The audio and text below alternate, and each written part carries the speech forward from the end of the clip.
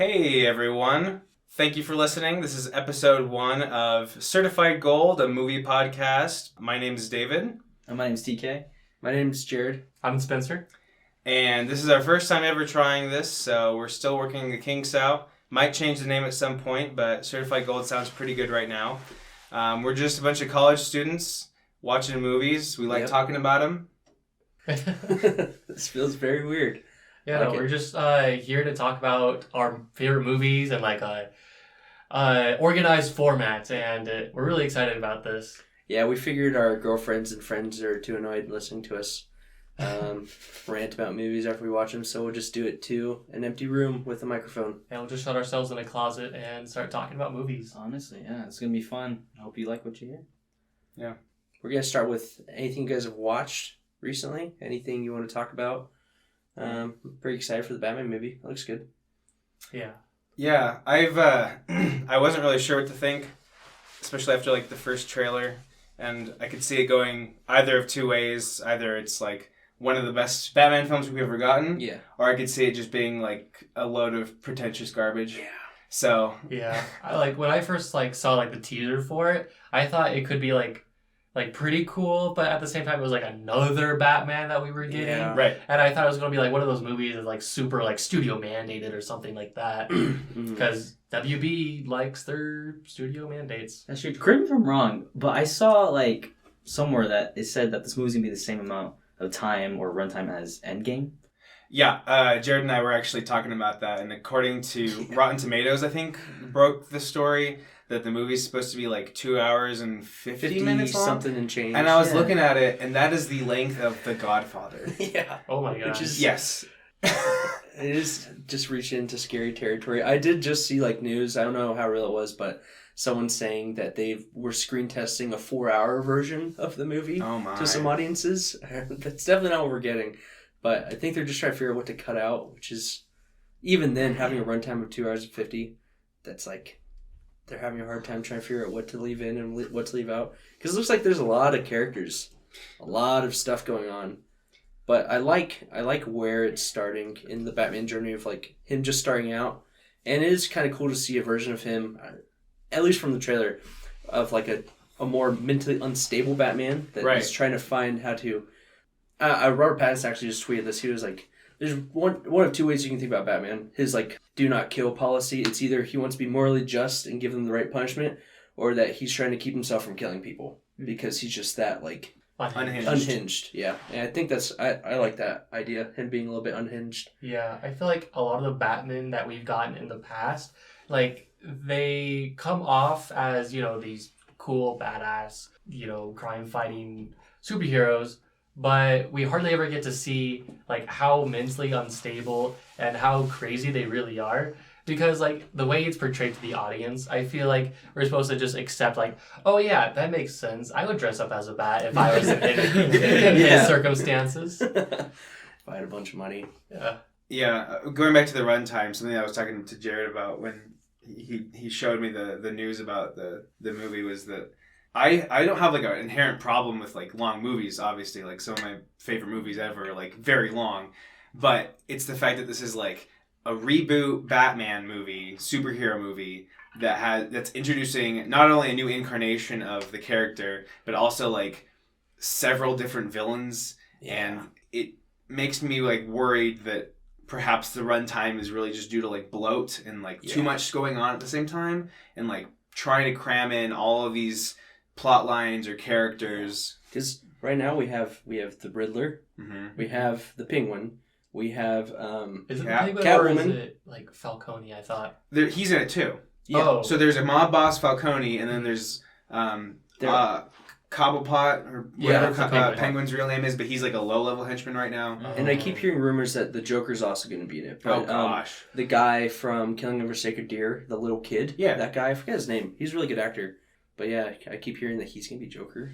So wow. That's a lot of stuff going on. So basically the entire first season of Gotham in one honestly, movie. Yeah. I know people the Joker is obviously a fan favorite, but I wish they would explore other characters a little bit more, because we've gotten a lot of Joker over the past couple of years. Yeah. With the Suicide Squad and then rebooting it with Joaquin Phoenix. Mm-hmm. Right. Yeah. Which is why I'm glad they are bringing in the Riddler, because that's a character that we haven't seen on screen except for one other time, and that was in the 2000s. Jim Carrey. Jim Carrey. And I love what they're doing with him. Apparently, a lot of the inspiration for the character's design and personality is the Zodiac Killer. Ooh. And I love Paul Dano. Yeah, Paul Dano from There Will Be Blood or Prisoners. Yeah, Prisoners. I feel like he can pull off that kind of deranged genius that the character is shown It's to be. definitely his typecast. Right, but I think that's a really good choice, and so I'm excited to see what they do with him. Something that I really like about the Batman character is that sometimes it's not really explored a whole lot. We saw a bit of it in The Dark Knight, but he's supposed to be the world's greatest detective, and the Riddler is a great foil to that because he's the crazy serial killer that leaves clues like the Zodiac, and it's just gonna really put Batman on I don't know, push his limits, I guess. Yeah, especially being new to it and having someone like the Riddler, but Zodiac-esque Riddler instead of Jim Carrey Riddler, right? Trying to tear him down, which I think is a really good concept for them to go forward with. Yeah, it's cool. Another thing, maybe if you guys want to touch on it, because I have some opinion about it, but before it's too far gone from recent news, but I really like the Moon Knight trailer. Oh, yeah. I haven't seen that yet.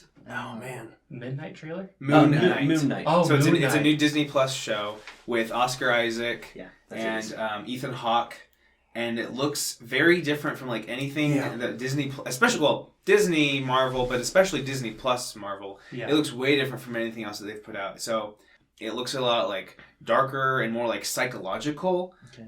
What are the directors' names again? So three of the 6 episodes were directed by Aaron Benson and Jason Moorhead, who did a movie called The Endless, which is kind of this Lovecraftian cult horror thriller. And then they also did recently a movie called Synchronic. I watched both of those. If you want to watch one to kind of get into them as a directing duo, I go for The Endless. But they're basically these indie sci-fi horror directors that have gotten increasingly larger budgets, and now they're finally working with a big studio. Anyway, but this is right up their alley because it looks psychological. It looks like there's some sort of cult aspect with Ethan Hawke's antagonist character. It's super trippy, and you see blood in the trailer, which is not something that you usually see in Disney. For a Disney. Yeah, Disney Marvel thing. And yeah. I was oh, okay. This looks like it could be really cool. So I watched the trailer first when Jared showed it to me, and then I rewatched it also with Jared later. And that second time, I was just getting goosebumps. I was I have never been this excited for a new Marvel property in years. I agree. It looks really different and exciting. I just hope that it doesn't get a little too wacky, because I have seen this other TV show that Marvel put out years ago. It was called Legion. Oh. And it was about this guy who's got I don't know, hundreds of split personalities, and each one comes with a different superpower, basically. And it gets real crazy, and you have no idea what's going on the entire time, but in a bad way, you can't follow the plot. And I know Moon Knight's got his psychological issues, because I did a little bit of research into the character. I won't say anything about it, but it seems like they could go towards that Legion kind of thing where it'll just confuse you rather than have a good plot. So I just hope that it just makes sense enough to the viewers where we can feel a little confused, but then we can figure out alongside the characters.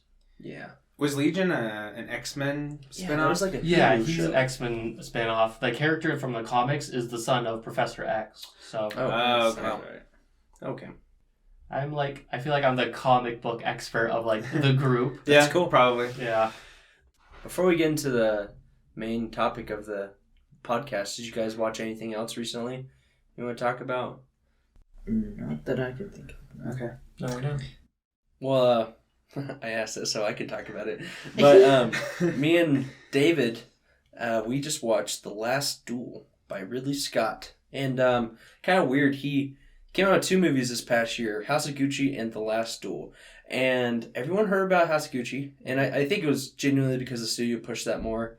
They gave it a lot more money to be marketed, because I saw that everywhere, like on my TikTok, YouTube. But The Last Duel was really, really good. I really enjoyed it. It's kind of set up weird. It's about a true story, and I forget everyone's name, but Matt Damon is one of the main characters. His wife is raped by Adam Driver's character. And so the movie's broken up into 3 chapters. You see it through, the first perspective is Matt Damon, the husband's perspective. The second chapter is Adam Driver's character, his perspective of the rape and friendship between him and Matt Damon. And then third is through the wife's perspective. And it was just really, really cool to see like the same story told through 3 different perspectives. I feel like you don't get that a lot. It was really fun. Yeah. One of the things that I liked about it was the fact that there were enough subtle differences between all of the accounts. And the subtlety made it so you could believe each character's interpretation of events. Yeah. Because you could understand why to this character this event looked a certain way. And I contrasted this with Rashomon, which I recently watched by Akira Kurosawa. Mm-hmm. And it's like a classic, but I didn't care for it that much. And one of the things that I didn't like about Rashomon was that each account, which also involved rape, but it also involved murder, each account was so wildly different from the last that there was no way that they could all have truth in them. Mm. You knew that, except for the one telling the truth, that the rest were lying outright. Yeah. But with The Last Duel, the differences are subtle enough that you could choose to believe any of the characters. The film does explicitly tell you that the wife's perspective is the correct one, but you understand why Adam Driver's character views the situation a certain way. You understand why Matt Damon's character views the situation from a different way.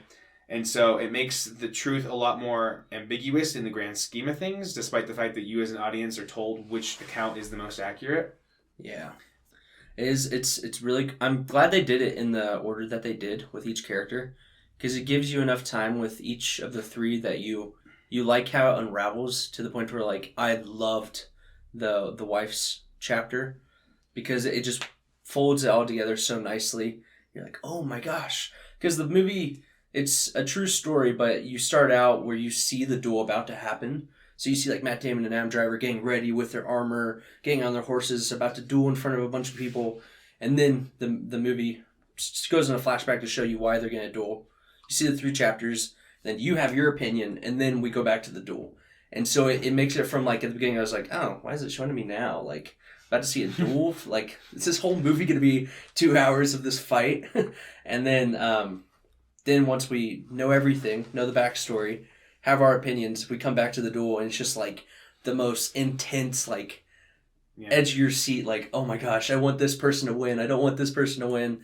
It's just so much fun. Yeah, it's really good. I give it like a very strong recommendation. Yeah. It's on HBO Max right now, so if you have access to that, definitely give it a shot. It's really good.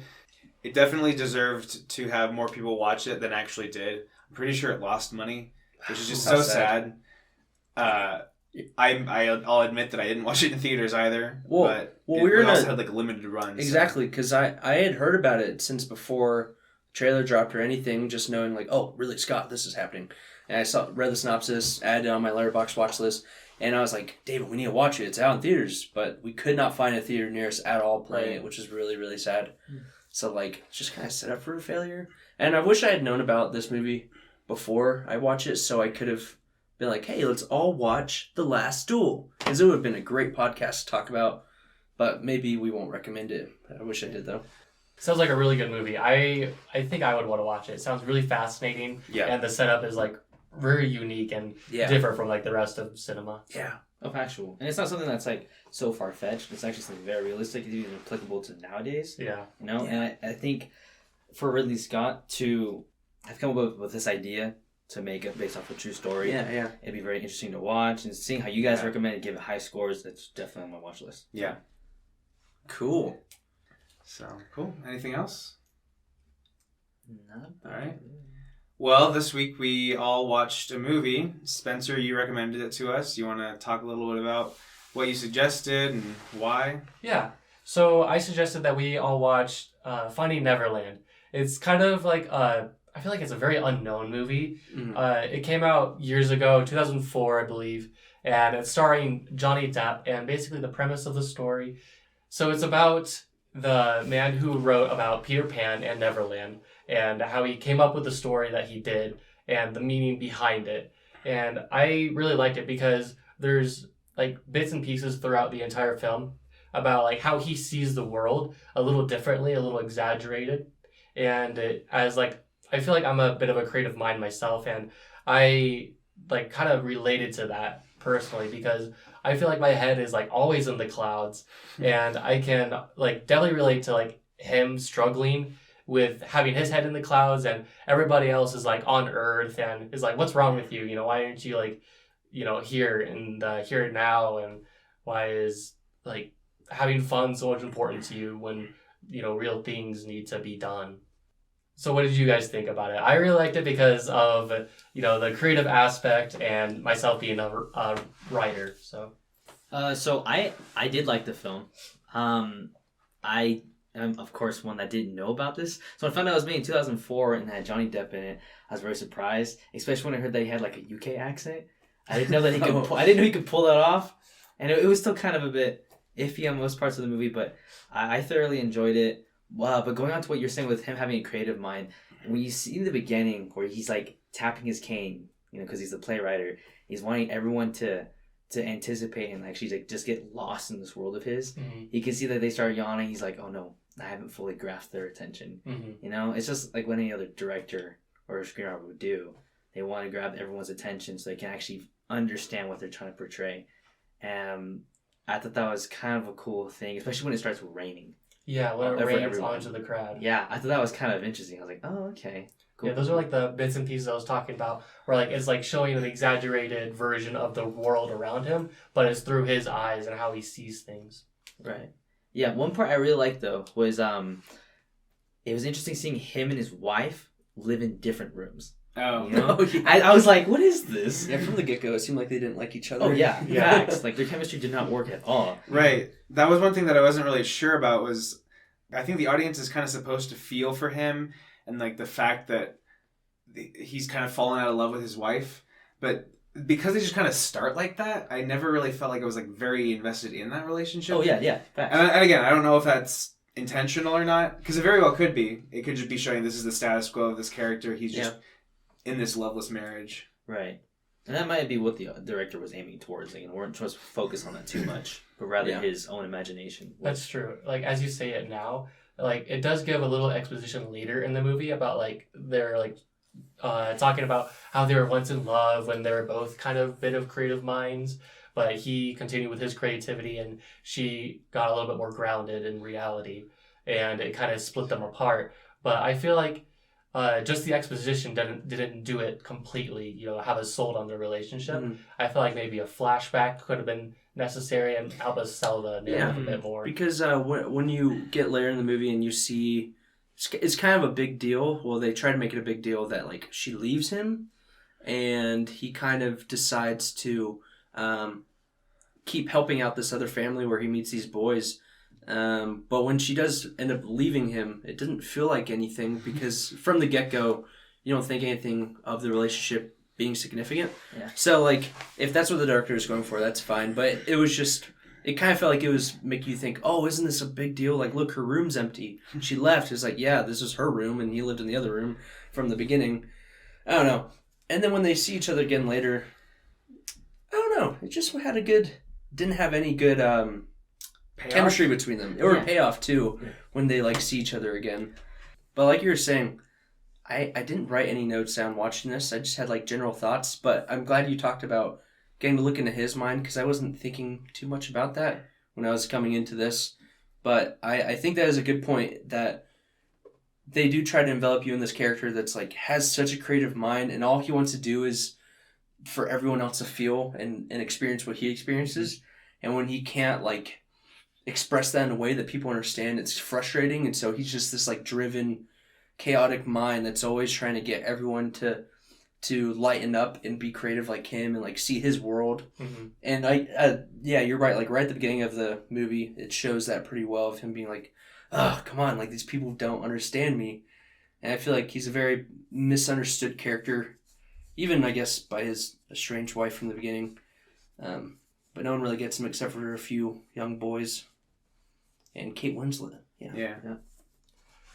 Yeah, I really liked the concept of just like watching this creative mind struggle like through life, because it's like when your head is in the clouds, it's like hard to like make a living with that, because like once you're passionate about something like writing, it's hard to shake it. You know, you feel like you have to continue to create, continue to explore these worlds that exist within your mind. My favorite word ever in the English vocabulary is the word paracosm. The definition of a paracosm is a world that exists within your mind with great detail. And I feel like I don't know if you guys experience something like that, but I have like tons of like paracosms, you know, where like I just kind of zone out and kind of disappear into my own world within my head and like explore concepts and characters and stories that could be, but I'm too lazy to write it out. I feel like I should be writing it out a little bit more, but... And I think the movie does a good job of showing, because what you're talking about is having a creative mind and then you feel like you got to do things, but it's hard to make a living because you can have a creative mind, but if you don't have a way of expressing that creativity in a way that other people want to consume it, you could write 50 plays and 100 books, and you could draw up comic books, but if nobody wants it enough to like pay for it and buy it, then you're not going to get it anywhere. So I think that is like difficult. One thing that I thought was it wasn't a prominent part of the movie, which I was glad about because it happened a few times and it made me worried, is the same thing that happens in a lot of biopics about creative people, in which the creative person will see something in real life and then they'll literally put the thing in real life into their creative work. So for example, there was a biopic about there's a biopic about Charles Dickens and his writing of A Christmas Carol, and like he'll see like this grumpy old man with a top hat and he's like, ooh, he should have a top hat. And creativity doesn't work really like that, where like you see a thing and you put it in. And there are a few moments in Finding Neverland where James Barry, like he'll watch the kids jumping on their beds and he'll have this vision of the kids jumping on their beds and through the window, and that's how he got his inspiration for children flying out of their window. And it's like, he probably just came up with that idea. I don't think he needed to have seen children jumping on a bed in order to put that into his work. I understand that as a visual medium, it's kind of hard to portray creativity in film, but I feel like whenever there's just a one-to-one connection between things that happen in real life and things that happen in the creative work, that it feels kind of lazy to me. Like, oh, that's how they're going to show that he came up with this idea. Mm-hmm. I do agree. Some of the stuff is a little on the nose, but there are some parts that like are a little bit more unconnected from like the story of Peter Pan and Neverland that it comes up, at the end of the film. Like there's that one time where you're just playing pretend with the boys, like cowboys and Indians and stuff, and you can just like all of a sudden they're in the Wild West and they're in this old town that's like all dusty and straight from a cowboy film. And then like it snaps back to like, oh, they're just playing in the backyard, but it'll snap back to like the old Western town. I just kind of like that because once like, the mind of a child is very creative as well, and they can really put themselves into those other worlds, and it just to show like those bits of their world, experiencing the world while they play pretend. I felt like it was really neat. Yeah, it was. I liked. Showing how creative it was. You're saying like he was in the western town and it cuts back, he's like taking it very, very seriously as they're playing, because in his mind he's doing the same thing that they are, which was cool. Like it kind of made me sad of like, oh man, I'm not that imaginative anymore and I can't like do that, but Johnny Depp's character can, and like he can relate to these kids and have a lot of fun and like make them take like the pirate scene while they're on a ship and have to walk the board, make them take it very seriously even though that he's like pretending while they're standing against a tree. I thought that was like really cute. I guess moving on to like the performances, I thought that Johnny Depp did a really good job. I'm not a huge fan of Johnny Depp, especially modern Johnny Depp, but I feel like back in 2004 he was still trying. His hair looked good in the movie. Yeah. Yeah. But I thought that he did a really good job. I agree. I thought that the accent, though, at times kind of off. I feel like it worked for the most part. And like some of the child performances were actually pretty good too. Mm-hmm.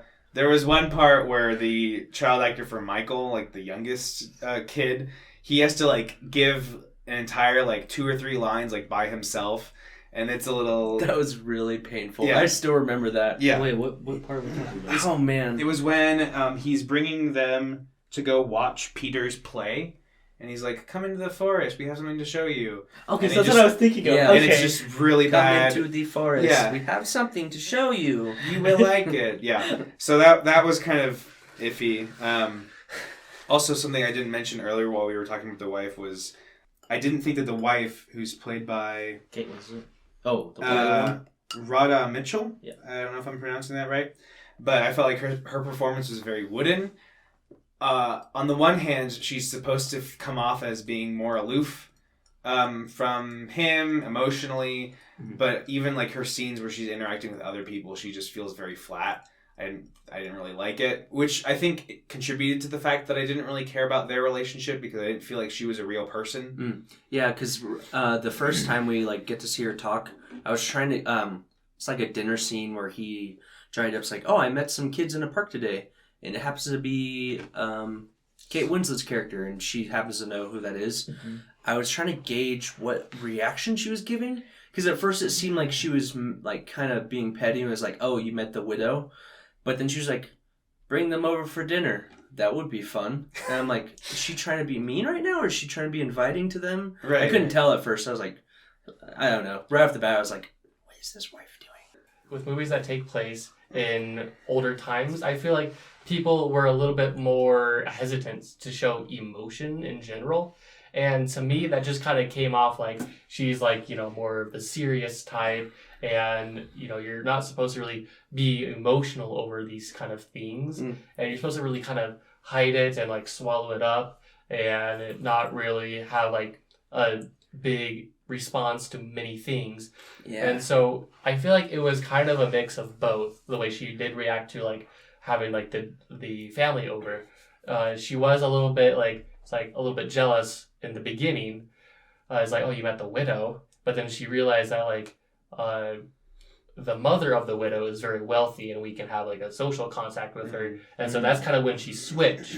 It's like, oh, I can have this social contact with her and benefit from it. So I think that's when she kind of switched a little bit. I think my problem with that though is that it's totally possible to portray a character who is reserved while also in your performance showing that they have emotions underneath that. Because nobody, no matter how reserved, can completely hide their emotional reactions to things. That is true. And I feel like if she had given a more nuanced performance, you could see her trying to restrain herself, and she would still come off as reserved, but you could tell that she was reacting some way to the information.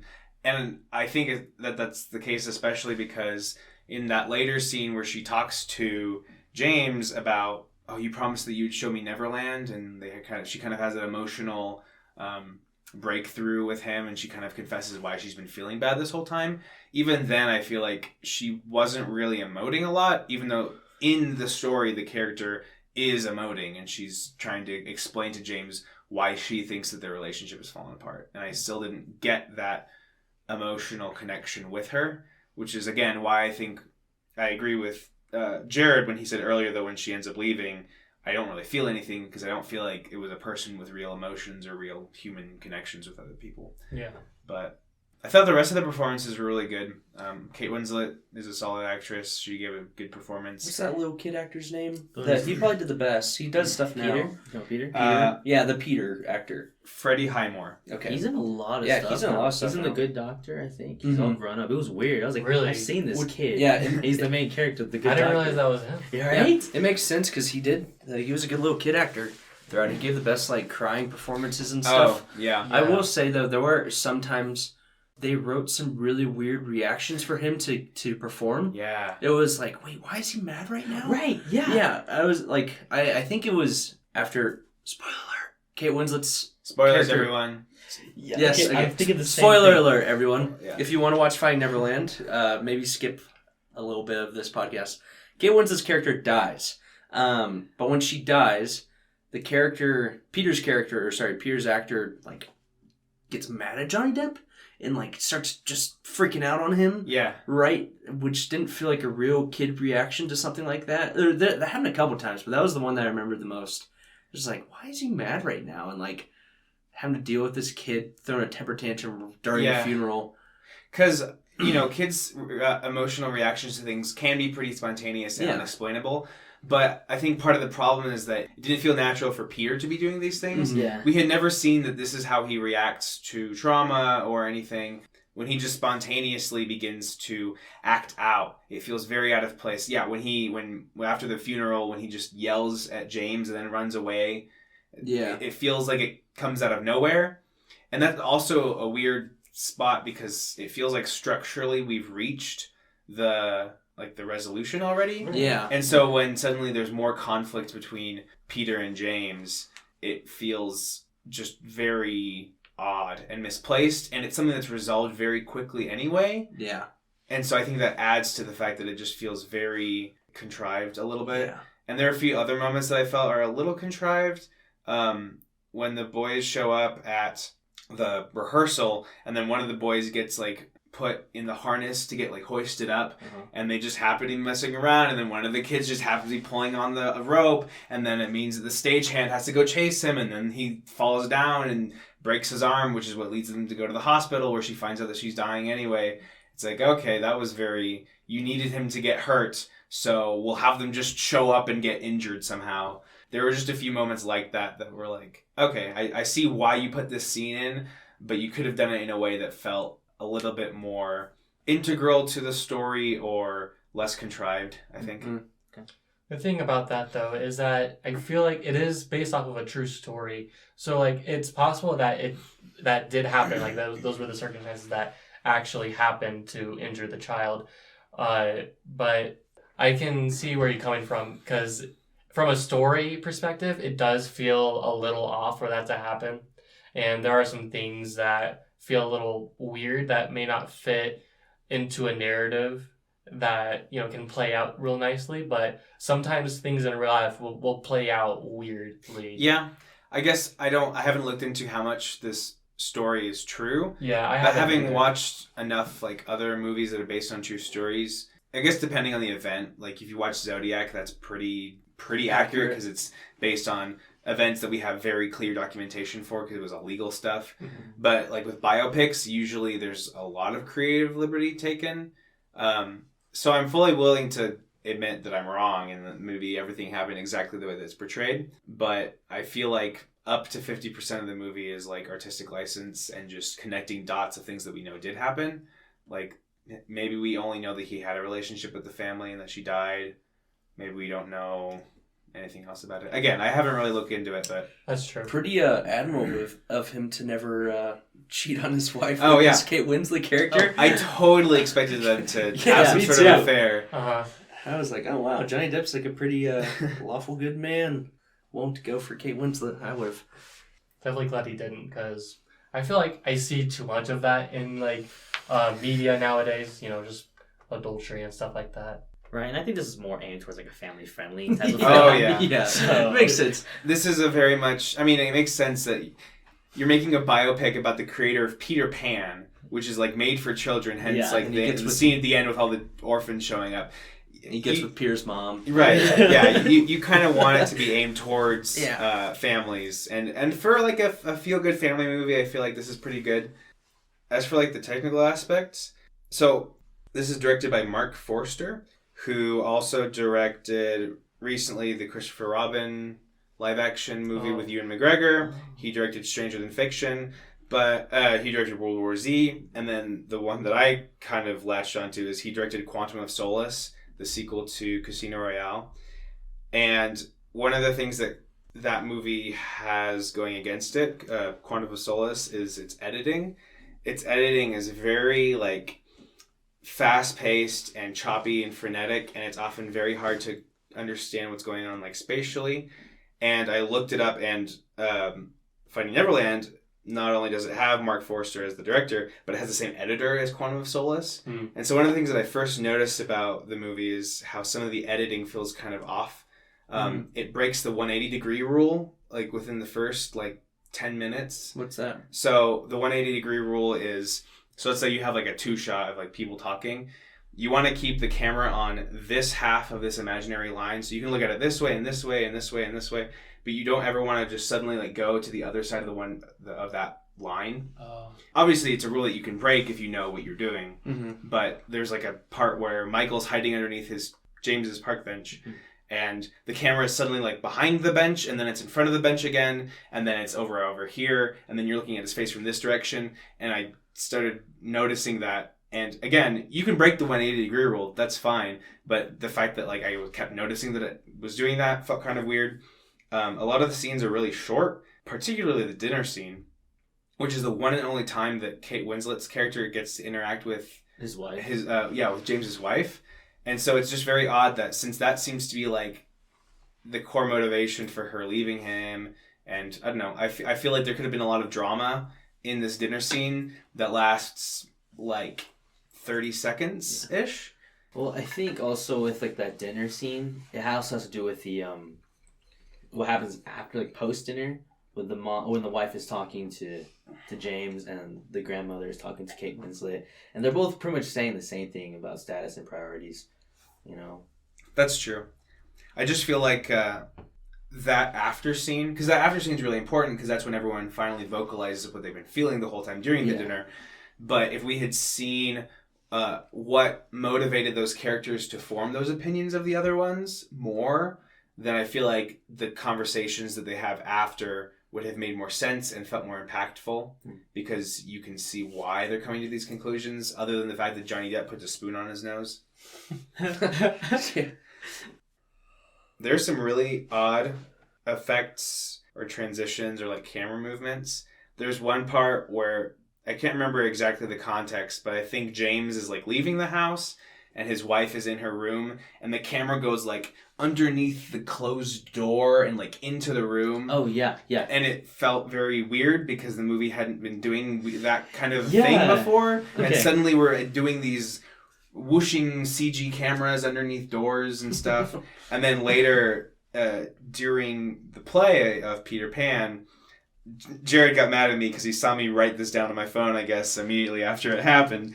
But I don't remember exactly what's happening during the play at the time. I think someone started flying, maybe? I don't know, but the camera is suddenly just like in the rafters of the place, and it just starts like flying around. But it's not on the stage, it's like it's in the middle audience. Of the audience in the air. And it's like, what is happening right now? Yeah, right onto a character. So it was like, what? Yeah, so it was very disorienting, and I felt like Mark Forster just got kind of bored in the like editing room or something. He's like, "Yo, just put some like flying camera stuff up here right now because we're losing the audience's attention." Maybe. It's just really funny because I was watching, or we're watching it, and David's taking notes the whole time, and obviously I think the same thing that he was as it happened. I was like, "What the heck?" But like as soon as it happened, I see David go like. And then just start typing. I was like, just give it a second. Like, everyone can see you doing that right now. Like, oh, yeah, that was awful. Give it like 10 seconds. And then I guess we kind of touched on it. This isn't a technical aspect, but we touched on it a little bit. I feel like towards the end, once Kate Winslet's character really gets sick, it gets really schmaltzy. So they perform the play in her house, and then, like, they lift up the curtain or the wall, and like there's this like magic forest in their backyard. It was Neverland. I couldn't tell if it was like literally happening that they had like decorated their garden to look like that, or if she was hallucinating or not hallucinating, I guess, but she was imagining it, or I couldn't tell, and it was just very like, again, very schmaltzy and like. I guess a little manipulative because it's a character who's dying, and so that kind of like took me out a little bit because it's been pretty, despite the creative aspects, it's been pretty grounded. Yeah. And then it's like, oh no, like I'm dying, And it's you're like, dying, and it's like, here's the here's Neverland, Neverland. in And the then their backyard. house lifts up, and I was like, wait, hold on. Was that through a door, or did their whole wall just lift up? So, Yeah. like, as I was watching, I was like, is this real? Like, did they just remove their house, a section of their house to go into Neverland, or did they? And then it cuts to a shot where it says that they walk through French doors, and I was like, it did not look like that when you first revealed it. It was like, whoosh, just a huge wall lifted. And I think it makes it especially But it's hard fine. to... Yeah. I think it makes it also hard to know if what's happening is real or not, because we've seen many imagination scenes before, but all of the imagination scenes look very like fantastical. So, for example, when they're pretending that they're on a pirate ship, they are in a boat on water. It's not like fake water or like a fake boat. It's like they're in the place that they're pretending to be. When they're pretending to be cowboys, they're on a set for like a western town. Right. But then when they go to, quote, Neverland in their backyard, it doesn't quite look like a fantastical world full of actual like fairies or creatures or magic. It just looks like their backyard decorated for Halloween. Okay. And so that's what makes me think, okay, this is literally happening, and I'm not sure why. Okay, I definitely see where you're coming from now, because I was like, it's pretty clear that like they're imagining, but like when you compare it to the other scenes where like it is very fantastical, I can definitely see where that confusion's coming from. And So you interpret that as actually happening in their imagination? Yeah, definitely. Oh, I don't okay. think that actually happened. That's what I interpreted it as well. Yeah. And especially Kate Winslet just going crazy about to die. She's like, Yeah, I she's- see she's- Neverland right now. Yeah. Right. Slowly Okay, so sticks down the I guess that's the spines. thing. I thought that they had actually decorated their backyard. Me too. Yeah. And I thought, am I supposed to think this is imagination? That's But weird. I It was came like- down on, no, this must be real. Yeah. It's interesting because it's like split two ways. Like TK and I believe that it was Yeah. fake, and then you guys believe that it could have been real. It just Right. it meshed what it had been doing before into, wait, this is Neverland. We're doing a play in her house that she's going to watch, and it's pretty grounded in, we're in a living room watching a play, and then it's like, whoop, the walls open up, and now we're in the backyard, but are we doing an imaginative thing? Because it still Or looks like- like people in costumes. Yeah. And then it shows you a shot where they are just walking out of their back door, and it is fantastical, but then we're also, like, it was just too in between both. It needed to pick a lane. Yeah. Like, either be all out fantastical where she comes out of her garden and she's in this other world, or it needs to be very clear that, oh, these are actors. She's so enveloped in, like, the creativeness of this play that she can't imagine this for herself and see Johnny Depp's world. That's That's just what what I I wanted interpreted that as. to happen, but I Yeah. almost it's feel kinda like partially they could have. I feel like they almost blew their budget at that point or something. Because like They they blew, have, like, they blew it on that camera That's move what I in was the about to audience. In the say. audience. Or like I'm thinking about like the big CGI scene when they're on the pirate ship. the pirate ship, because like it's all like huge waves Yeah. and like they're on this big CGI boat, and it's like maybe they blew the budget with that It's or like, something. oh, I man, don't Or know. just panning under the door. Too much water. Yeah, yeah. Yeah, exactly. I feel like they could have. I feel like that should have been their money shot right Yeah, there. exactly. But They said it they're like, was definitely like just like a decorated Let's- backyard, like you guys said. Yeah. let's buy Like, a there's fog. like a fake plastic crocodile over there. Let's buy a fake, or let's buy a fog machine. yeah, Just, like, exactly. have No. a couple of my actors just walk Just around, run, like run in the dancing. Yeah, no, I definitely see where you guys are coming from now. Yeah. Yeah, that makes sense. No, what I interpreted that is, since we got little glimpses of the actual play in like the theater hall, and we're like watching like all these orphans mix in with all these actual like high class people watching this play that's like very childlike with fairies, actually like watching Neverland. I think it really added a good mix to where everyone actually enjoyed the film together, because you hear laughter, and like I genuinely was smiling because like, okay, the kids are laughing, the adults are enjoying that, and they're being sucked into this world, this imagination. And I think this imagination is what the whole family is seeing in the house. We don't get to interpret that until we get to that scene. That is probably one of my favorite parts about the movie is when you start to see Johnny Depp's play be successful, Right. and you get to see him be like, hearing the adults' reaction of being like, "Oh, what is this? What are you trying to do with this Neverland crap? Like, why are you so focused on having these kids fly and have like them never age and all this stuff?" But then he's like, "No, here's my idea. We're gonna take a bunch of kids, spew them through the audience so that they can like start mixing in their reaction with everyone else. And I don't then think he even told like who he was inviting. Yeah. Like, he didn't tell them they were like orphans or anything. He was like, just save 25 seats. Yeah, He's like, right. why? Yeah, and so to see it like his idea come into an understanding from all audiences, that was like pretty cool. Other than the weird camera thing, because that's when it happened. But it was nice to see like adults looking around. They're like, oh, I can enjoy this. Like it was nice to see that. They learned to not take it so seriously and recognize that the target audience for this play is for children or for people who are willing to kind of become a child again and watch it through a child's eyes. Yeah. What do you guys think that the message of this movie is? It's okay to be a child again. Occasionally. That's a good one. I don't know. Something along the lines of like just being creative, allowing yourself imagine and to have fun again, and not everything always has to be serious.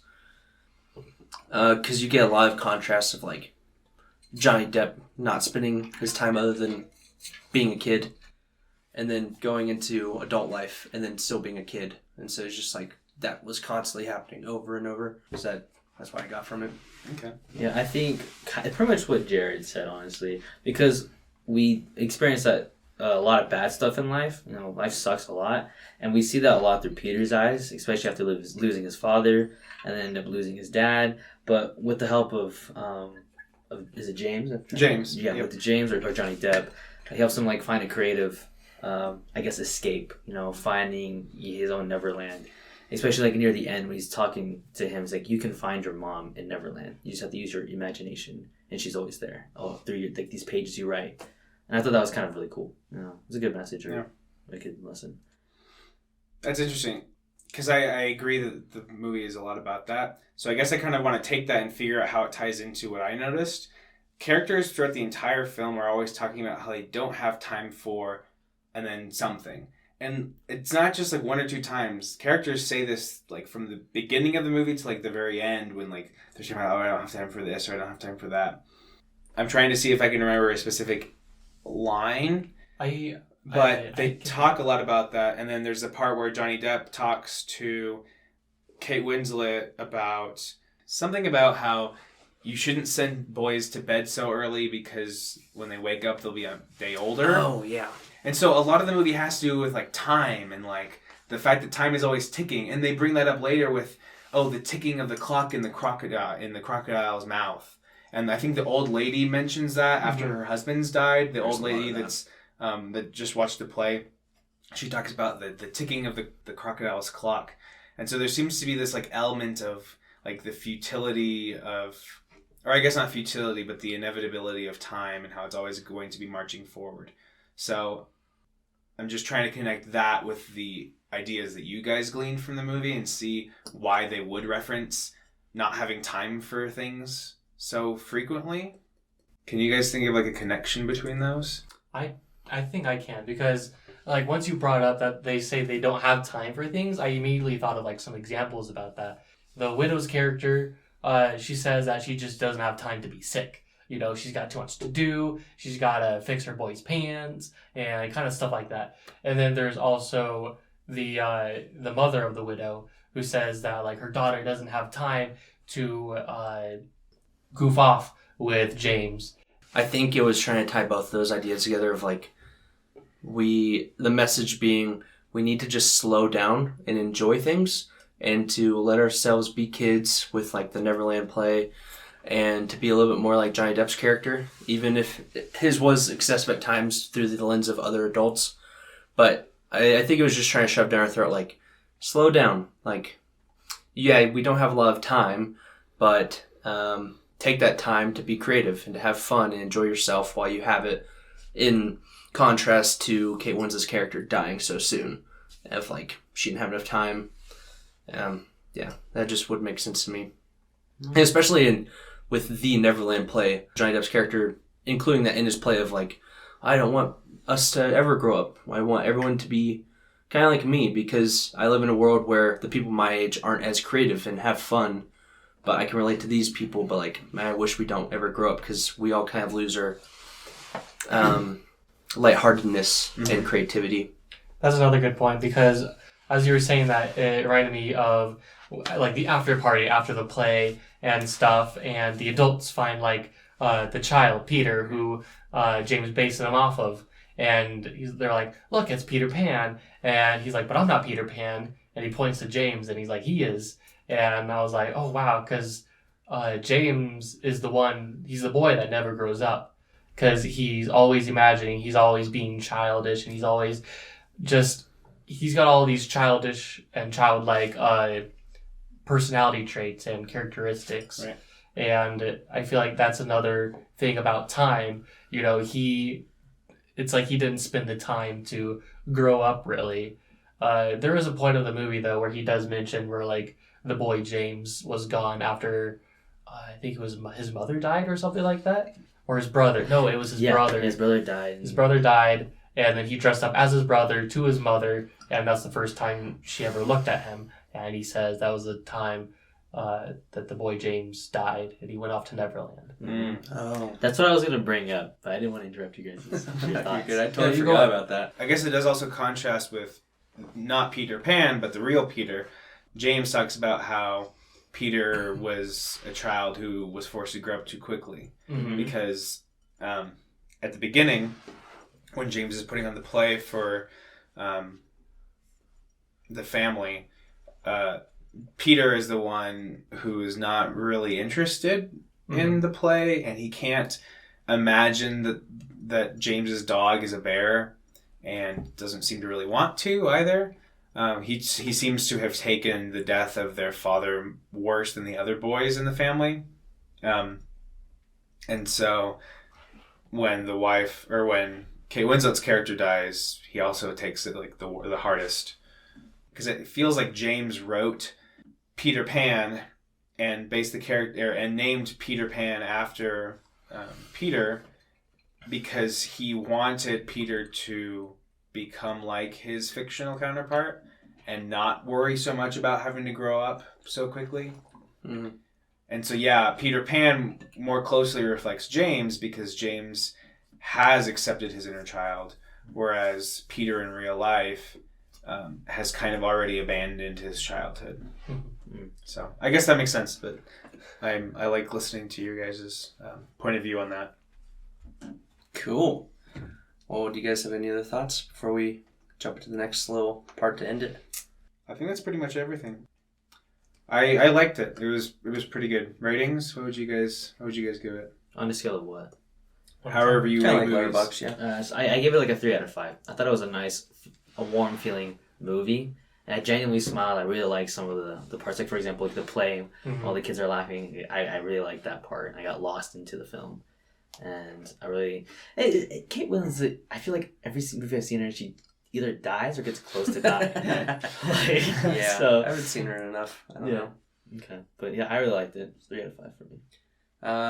Yeah, I refrained from putting my rating on Letterboxd until, well, I'll do it after the podcast. But I would give it a 3 out of 5 too. Like, it was cute. It was a lot of fun.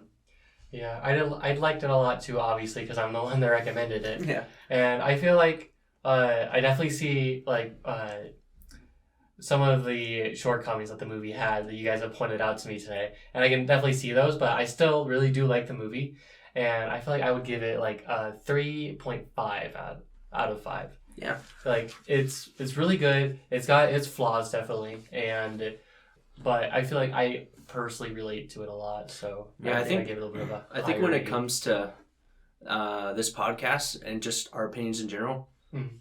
we all value things differently. Yeah. And so I like having contrasting opinions and beliefs of movies. Yeah. So like when we pick, don't pick what you think everyone else is gonna love, or like you're a safe bet. Do what you like, and then we can all. Or do what you hate. Do whatever. Yeah, exactly. Whatever. So Yeah, I liked it too. 6 out of 10. I thought it was cute. Just a good family movie, I guess. But yeah. So, Spencer picked this last week, and we're going to be recording another episode about 2 weeks from now. And this time, TK is going to pick the movie for us. Yeah, do you want me to say what it is, man? Yeah. Alright, so I am a huge nerd when it comes to animated films, so I decided to pick an animated film. However, this one's going to be in Japanese possibly, and it's a new upcoming one. Actually, it's out right now. It's called Belle, and I've heard so many good things about it. And if you haven't heard about it, I'd recommend that you look at the trailer, because what I've heard so far is that there's a traditional like hand-drawn in half of the film, and when they try to jump into like this VR world, it goes straight to like CGI. And apparently this is supposed to be like one of the best animated films like from like Spirited Away. Wow. Like it's like I think it's nominated right now. Okay, cool. Do you know where you can watch it? Right now it's still in theaters. Oh, okay. So like it's new. Okay. Fun. That's awesome. I know. Is it playing near us? I think it might be. So Okay. if it is, like, we'll have to go. You know how much I wanted to tell you guys in the car, but I said like I think I have an idea. Like no, keep it to yourself. And I was like okay. Okay, we can watch it at the Paramount. Okay. Yeah. Cool. In Rexburg. Nice. Let's go right now. 8:40. Okay. Go right now. I mean, I'm totally fine with. I just wanted to make sure that we would have access to it. I don't want you to pick something that we're not going to be able to watch. Yeah, I really want to watch within this, 2 weeks. but we gotta get a VPN and NordVPN. Okay. Okay, we're not good. So, if you want to avoid spoilers for Belle, which came out in 2021, go ahead and watch that before 2 weeks from now, where we will talk all about our thoughts on it. Spoiler. Yes, sir. I'm excited. Sounds Yeah. fun. Yeah. All right. Well, thanks everyone for listening, and we will release our next episode in about 2 weeks from now. Yeah. Bye. Awesome. Bye. Bye-bye. And cut.